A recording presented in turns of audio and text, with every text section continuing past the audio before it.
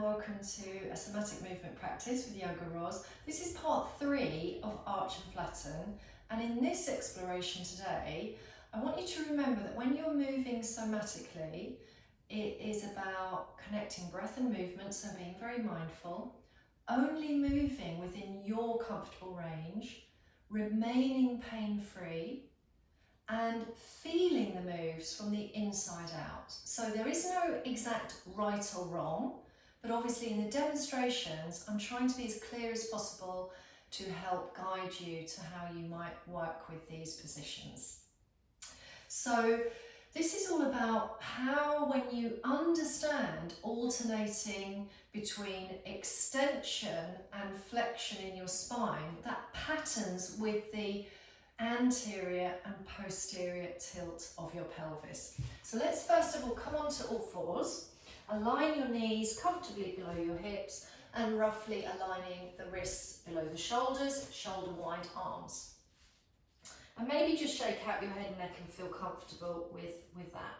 Starting in the pelvis, roll your tail up towards the sky as far as you can and just feel that valley in your back, and you will of course feel your spine arch. And if you can, please keep your arms quite firm and proud.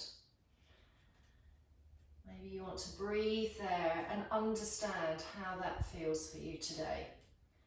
And then on your next breath, likely an out breath, curl the tail inward, so moving into the posterior tilt of the pelvis, and then start to appreciate how as you push the earth away, you can then round your back, letting the shoulder blades draw up to the sky.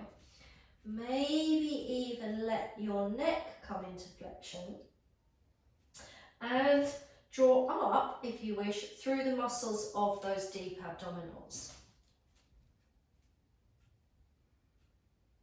So then again, you're going to find an arch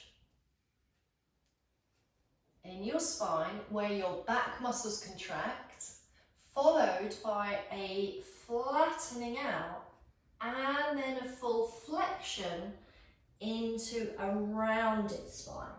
And this can help elongate the lumbar region.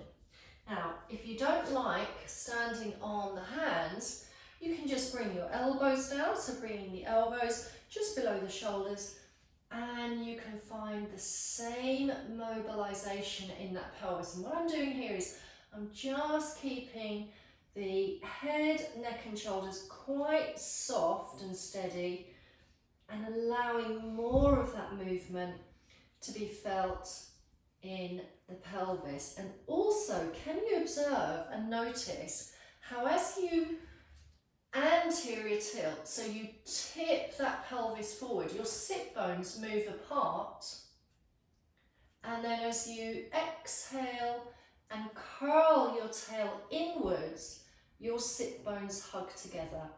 How much of this movement can you make in your bones, and how much of it is involving your muscles in the back, in the abs, and even in the gluteals? So these are other personal observations that you will want to enjoy during your somatic practice.